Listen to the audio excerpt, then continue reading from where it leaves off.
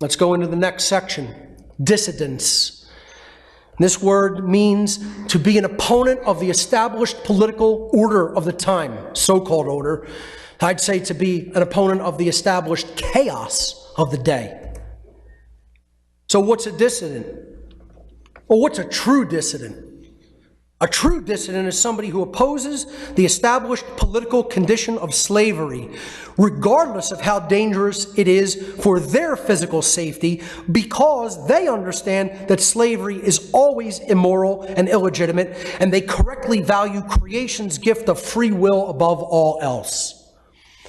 I say to people a lot, a true relationship between individuals is always a three-dimensional relationship, meaning that there has to be a connection between all individuals involved in the relationship and truth itself.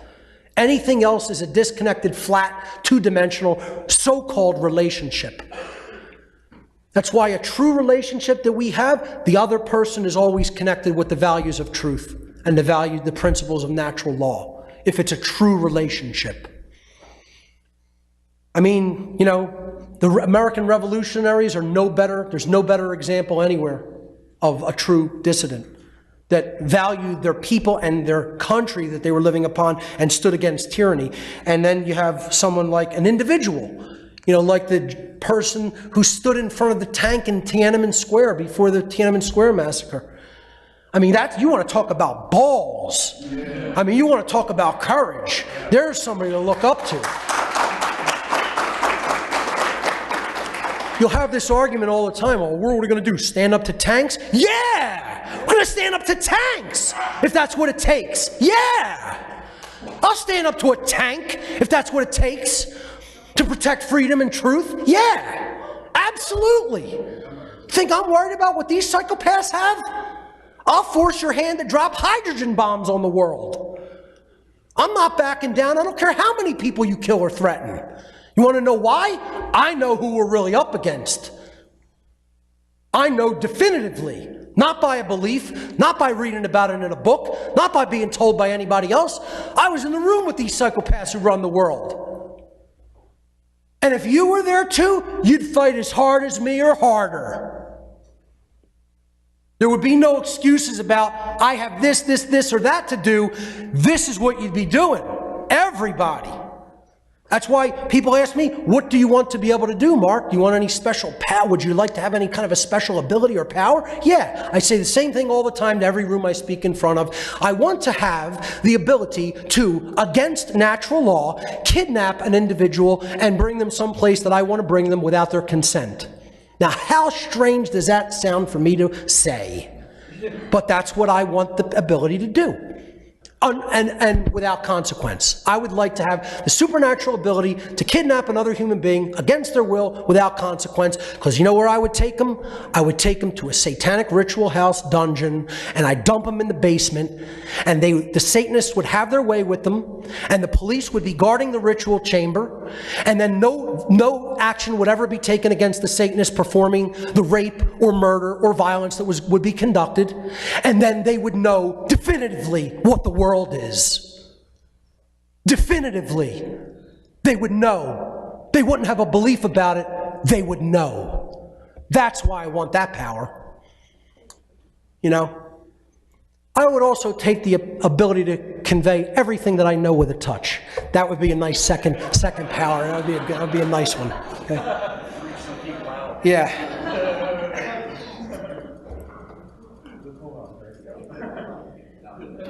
Let's look at some historical examples of dissidents throughout time in chronological order. We're going to look at Jesus. Now, let me make a caveat here. I say this all the time whenever I bring up Jesus as any kind of example in any of my work, okay?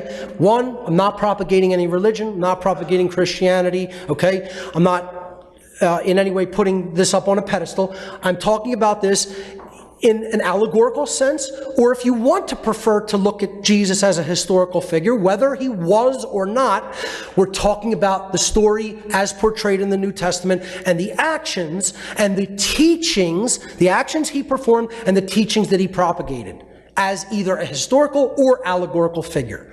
So take that for what it is worth. I am not suggesting that anybody think about it in any particular way. I'm telling you that the example is a valid one, and the teachings are valid ones, even if you don't want to look at this as a historical religious figure, okay? I'm going to simply refer to what the story in the New Testament tells us, what it portrays, what it tries to teach us. Okay, so we're going to look at Jesus. We're going to look at, of course, the founding fathers and the revolutionaries who fought the American Revolutionary War. We're going to look at the black slaves of early America and the Civil War era period. And we're going to look at the anarchists of today. Again, I'm not going to particularly focus on the image or visage of any particular anarchist, but just talk about the movement of anarchists. And this is a nice, I use this A with the circle around it like other anarchists do, but I put no masters, no slaves. Some of them put no gods, no masters. But I prefer to look at it as what real anarchy means. No masters and no slaves. There's no ruling class and there's no slave class. This is a great meme I found online. It says, "I am me. I am free. I declare my independence as a sovereign human being. I do not consent to be governed. I commit no crime as I harm no other. I do not subscribe to labels or dogmatic ideologies. I treat everybody as a brother or sister." That's what an anarchist is. That's what a real anarchist is.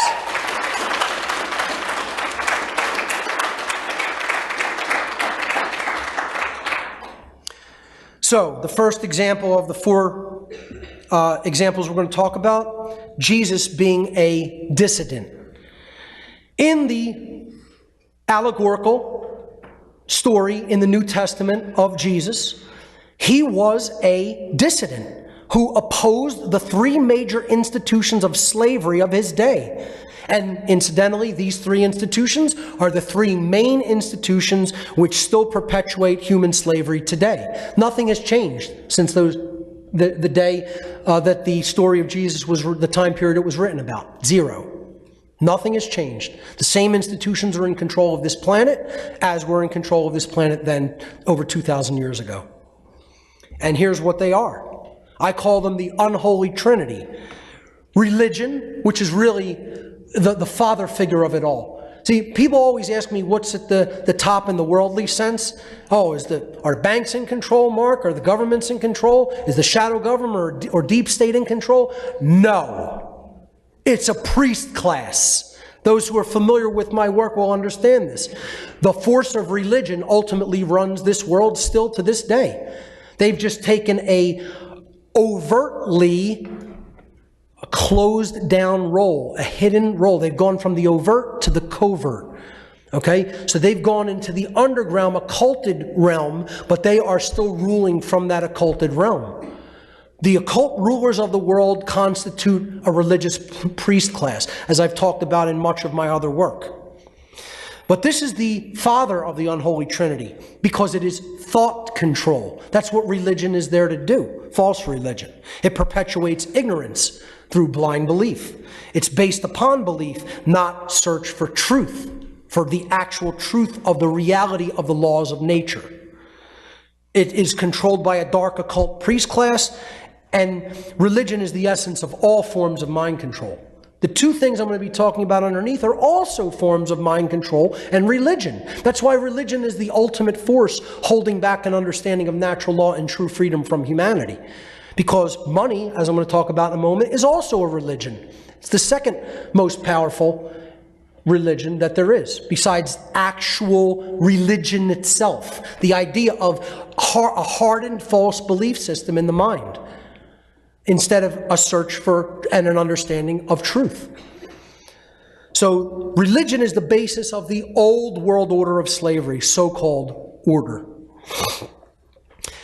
It works with these other two institutions as part of the unholy trinity system. Money is the feminine or mother figure of the trinity because it's about emotional control. Just as religion is about the control of our thoughts, the control of what we care about is directed by the money aspect or the financial aspect of the unholy trinity system of control. How many people continuously emotionally focus upon money almost all day, every day? This is what they have. This is what the main motivational force for behavior is in the world. This is what I just talked about in Acapulco at the Acapulco conference. Because you have a lot of monetary religionists there. I'm trying to explain to these people who are super gung-ho into the financial sector of things and how they want to, end the Fed and bring in cryptocurrency prosperity. Money is still a form of a religion. This is something that if it controls your emotions and this is what you focus on, instead of performing behaviors for the reason that they are simply the right thing to do, you're falling short of an accurate understanding of truth and morality. And that constitutes religious binding. The monetary system perpetuates apathy for truth. If there's no money to be made in it, why do it? It's the new God to which human beings now entirely devote their care, attention, and energy. I call money the ultimate religion, the ultimate form of a religion. It's the basis for the new world order, the dark new world order, the so-called order, but it's chaos and death. And these two institutions, religion and money, always work together to actually create the death. This is what the allegorical story of Jesus in the New Testament was about, the unholy trinity of religion, money, and government. Jesus went against the religious priest class first, the Pharisees and Sadducees, as I'm going to be explaining, then the temple money changers, which was the fiat currency bankers of his day, and then finally the Roman government had him crucified at the behest of father and mother. So government is the bodily part of the control system because it works through physical means, through their order followers. It perpetuates cowardice because people don't want to speak up and do anything because of the fear of harm that will be conducted upon them by the government agents. It's based upon the erroneous belief in authority. It's the violent enforcer for father and mother, the dark occultists and the banksters. And it is itself the new world order of chaos and death, the dark new world order. So let's look at how Jesus was a dissident against these three institutional bodies. Jesus was an opponent of the established religious priest class during his lifetime. He taught spirituality, which was in direct opposition to the worldview of the Pharisees and the Sadducees, the most powerful Judaic religious sects of his time. And he didn't do it so politely, folks. You read the stories. He was very vehement against these people and their very sketchy morality. And they were so concerned with, dogmatic law in the Judaic religion and religious texts, but they weren't really focused on truly treating people as other free sovereign beings. True morality wasn't their real objective. Control was. And that's why he went against them. And if you really read the stories, he wasn't so soft-spoken about it. He told them just like it was. He wasn't afraid to speak his mind and say how it was. Again, you don't have to accept the historicity of the account given in the scriptural text, but the idea is to understand the allegorical principles therein contained so that we can learn a lesson from them. Jesus spoke out against the monetary powers of his day. He even took physical action against them in the famous biblical story where he drove the money changers from the temple in Jerusalem. And the money changers were the equivalent of the monopolistic banking institutions of his time. You can compare them almost to the Federal Reserve System, if you will, or the other central banks. He wasn't afraid to take out a switch and whip people in the ass if he had to. Because what they were doing was completely immoral, and it was fraudulent, and it was harming other people of their hard-earned resources, etc. And it was defrauding them mentally and spiritually as well, placing value upon money when it was supposed to be about morality. Jesus spoke out against the so-called authority of the Roman government, which was the most powerful governmental institution on earth in his time. Government was the institution which eventually convicted Jesus as a, quote, enemy of the state and ordered that he be murdered by crucifixion. So, he often said, render to Caesar that which is Caesar's, which is, people think that's so soft. He's talking about, let them have their crap. That's crap. And don't have anything to do with their crap. That's what he was saying the equivalent of in that type of language. People think it's a soft way of saying it, but in his time it would have been like, to hell with the government. Let idiots believe in that shit. Understand what is really, quote unquote, of God, meaning natural law, meaning true, objective, inherent, cosmic, universal morality, which is what he was attempting to teach people. Unfortunately, even with the power of the allegorical teachings, whether you believe he was an actual, rabbi of that time period and geographic location, or whether you think it was just a story written by human beings to try to attempt to convey morality to others, it didn't really work out so well, did it? Because we haven't been liberated from slavery yet. We're still in the same human condition that the people of that time were in then. Nothing has changed, which is why we have to step up the effort of the great work.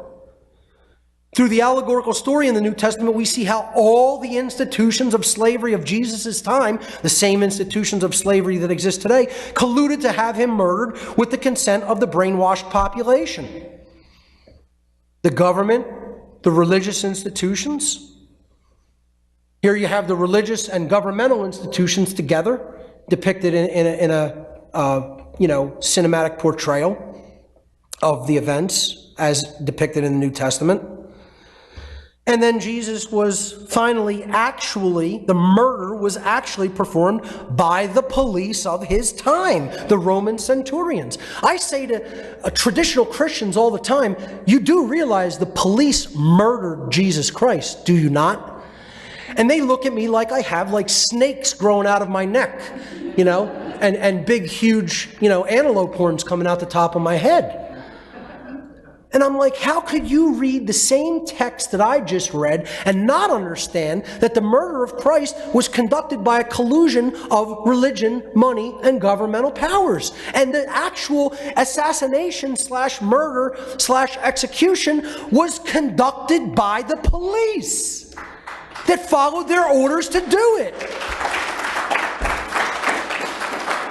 How could people who claim to be adherents to the Christian religion not understand that allegory?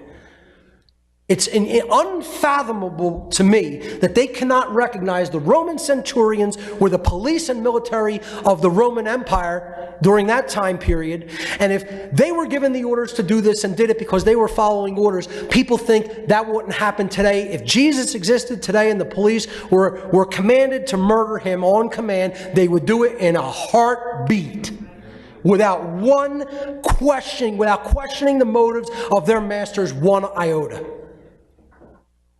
And yet, people who call themselves Christians can't see it. They're a joke. They're fake-ass Christians, and they're a joke. And I'll say it to all the so-called Christians listening out there in internet land, you're a joke. You're fake-ass Christians. You're not real, true Christians at all. You've been clowned and you think that the authority of the universe shares power with little old man, with little old humanity. And that's a joke, because they bought Romans 13. Yeah, the book that they buy the justification for authority being invested in man is called Romans. And they can't even see that contradiction. It's right in the word of what the book is called. Who do you think wrote the book? Why is it called Romans? The people who murdered Jesus are telling you that their authority is legitimate. And joke-ass Christians can't comprehend that. You're clowned out, boys and girls who call yourselves real Christians. You're clowned out. You're asshats. Through the allegorical story in the New Testament, we see how all the institutions of slavery of Jesus' time, okay, I read this already. The Roman centurions actually performed the physical crucifixion in the biblical account. They performed the harmful behavior upon being ordered to do so. and caused the actual death of the being that was actually teaching true morality. And yet, people would have said in that day, they're just doing their jobs. They're just following their orders. The bottom line is the unholy trinity of priests, bankers, politicians, and police, so in other words, religion, money, and government, murdered Jesus Christ. That's the unholy trinity that murdered the teacher of the values of the Christian tradition, and the people who actually say that they're followers of the values of that tradition don't even understand that simple concept that's laid out beautifully in their own allegorical stories and their own scriptures. Yet someone who doesn't claim to be of quote-unquote religious faith does understand what's actually being taught in those scriptures and is trying to communicate it to people who say they're devout Christians. Let's look at the second group of dissidents, who I call real revolutionaries. We need a lot more real revolutionaries that are willing to put it all on the line today. The founding fathers and revolutionary colonists were true dissidents because they rejected the rulership of the British monarchy and physically fought the henchmen of British royalty for their freedom. They were brutally oppressed by psychopathic, mind-controlled order followers who traveled across an ocean at the decree of a psychopathic so-called king to take away their rights. I mean, imagine this. You want to talk about house slaves. Imagine these dirty redcoats who came across an entire ocean to oppress people that were just trying to live their lives free at the behest of some psychopathic, utter piece of trash who was probably so genetically inbred that, I mean, like King George III was an inbred piece of psychopathic trash who was barely a boy. He was some rat punk boy, okay, who wasn't even a grown-up individual, thinking he's God, I'm God, and I'm going to command these people to go over and oppress people that are saying, I no longer want to comply with the dictates of some boy God who says he's king and ruler. I mean, it's hard to tell who's worse, the psychopath giving the orders or the trash who followed his orders. They're both trash, just like they are today. Here's the piece of trash that calls himself king, and there's still people who call themselves kings and queens in the modern day. They're trash, who need to be treated like trash.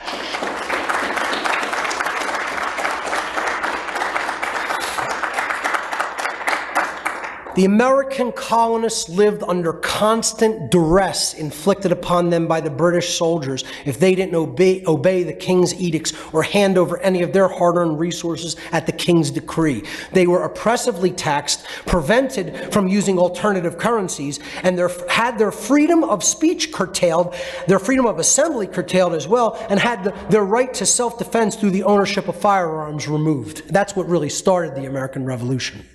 Once they started taking the guns, it was on, just like it will be this time. Damn right. Yeah. Know it like you know your name, boys and girls. Know it like you know that sun's coming up on the eastern horizon, whether there's clouds out or not tomorrow morning. Know it like you know your name. When they start that, it's on. You know, the people who really value their freedom are not going quietly into the night because some little children want to take away their ability to defend their rights. I'll tell you that with 100% assuredness, with 1,000% assuredness. In this country, you know, you're not going to get it done. You're not going to get that done without bloodshed. Forget what Jim Morrison said, up to your ankles. No, it's going to be up over the top of your head. And that's what I'm trying to avert with all my energy. I'm trying to help people avert that bloodshed because it's going to come if we don't wise up and start understanding natural law and teaching it as widely as possible. So that image below was of the Boston Massacre. was really the true opening volley of the American Revolution, when British soldiers fired upon Americans in Boston. The Founding Fathers and American revolutionaries physically repelled a standing army among them because they had no option but to fight and kill or die to secure their rights and the rights of their posterity. We have already entered into a situation that may require the same necessary use of defensive force. There is an ongoing deliberate conspiracy to paint the American Founding Fathers as those who did not have the best interests of the people of America at heart. I would highly urge those who have subscribed to this erroneous view to research the powerful influence of the evil globalist think tank institutions that crafted this nefarious and subversive psyop, which includes the Frankfurt School of Germany, and the Tavistock Institute of Human Relations of England, and the Fabian Society of England. If you don't understand these institutions, you don't understand how mind control is propagated in the modern world. And you need to learn about them, and you need to understand their influence, particularly in our educational institutions, our so-called educational institutions, which are Fabian, socialist run, owned and run. And they are taking marching orders from Tavistock. And they are taking marching orders from the former occultists that ran the Frankfurt School and propagated communist ideals and outright fascist ideals. You know, in my band, we have a song called Socio-Fascist Communazis Fuck Off. That's one of our songs, you know, because people think that they're so different, the forms of totalitarianism. Socialism and Nazism and fascism and communism, they're so different. Yeah, because they don't all want to curtail human freedom and control all the resources of people and put them into abject slavery and tyranny. No, they're all different. The left wing and the right wing are so different from each other. Two wings of the same predatory bird of prey. That one offends everybody when we play it. One of the main purposes of the PSYOP conspiracy to portray the Founding Fathers of America as quote-unquote the bad guys is to dissuade people from looking into the writings of the Founding Fathers, especially Thomas Paine and Samuel Adams, who wrote some of the highest consciousness philosophy ever written on this continent. I would also, in the Western Hemisphere, I would put Richard Wetherill up there as well.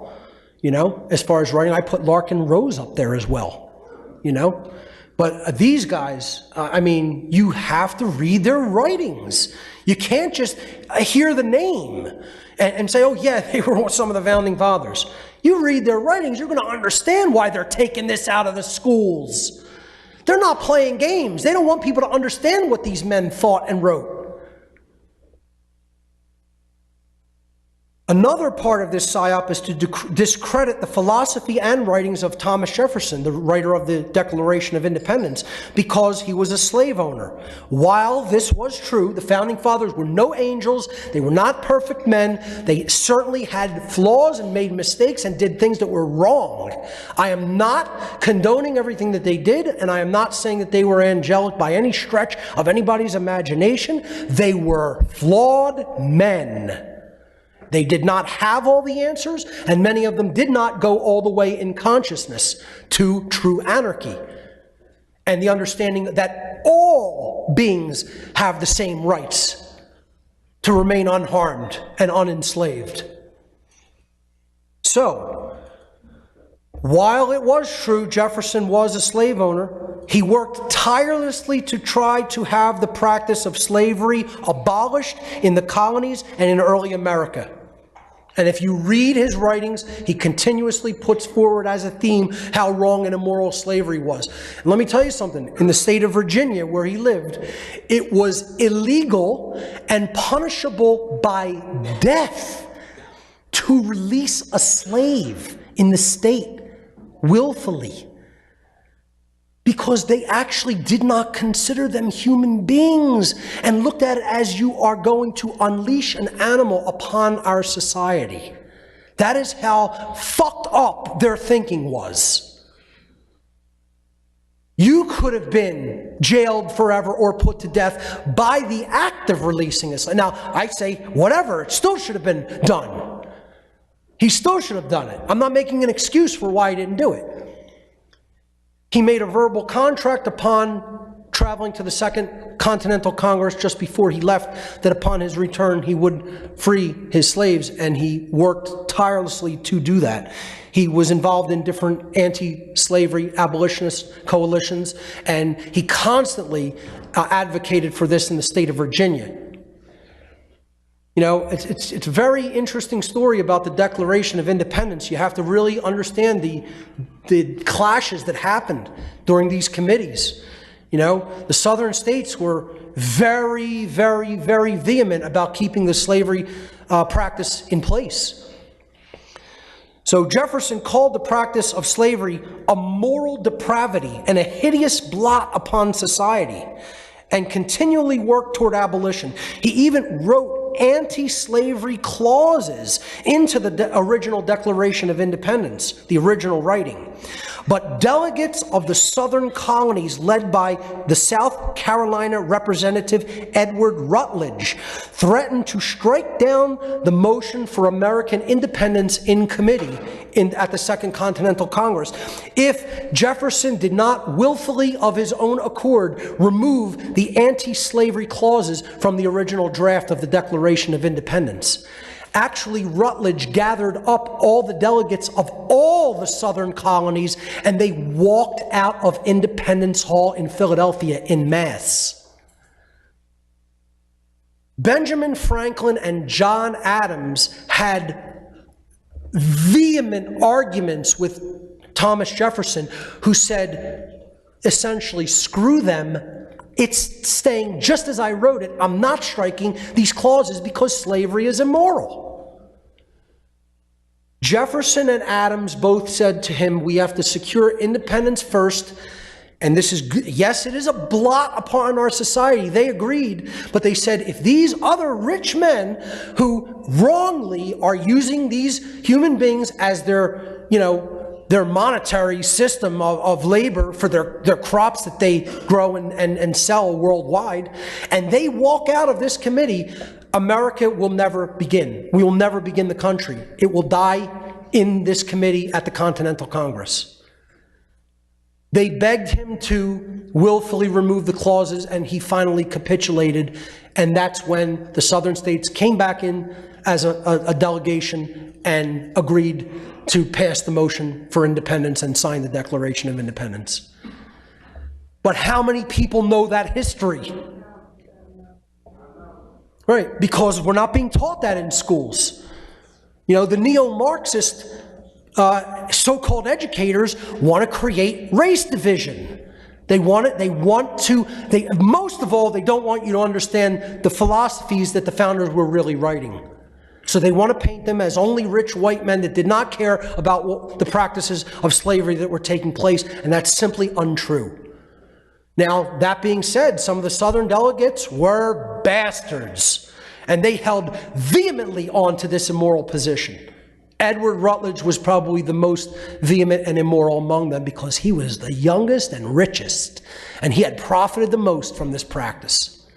Again, special places in hell reserved from people like that, and he was a signer of the Declaration of Independence. But you want to talk about a piece of trash, that's the piece of trash that helped to perpetuate this all the way to a point where, a war had to be fought partially about it, although we know it wasn't entirely about that.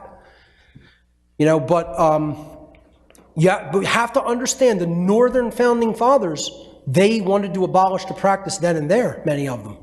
But they couldn't unite everybody under that banner. They had to get them under the banner of at least, let's create a place where we could maybe teach true freedom to people first. And not that effort obviously hasn't succeeded either. Again, the educational outreach has to be much bigger. That's what the great work really is. In this section, I just want to say something about, since we're talking about political revolutionary dissidents, what the difference between a true patriot and a false patriot is. Because a lot of people hate this word and think it's a dirty word, the word patriot, because they don't understand what the word really means. The definitions of patriot and traitor have been completely reversed in today's world. Modern so-called flag-waving, quote-unquote, patriots who uphold the belief in government are actually traitors to humanity, whether they know it or not, because they advocate the very belief system that leads to the destruction of human freedom. And that's what a traitor does.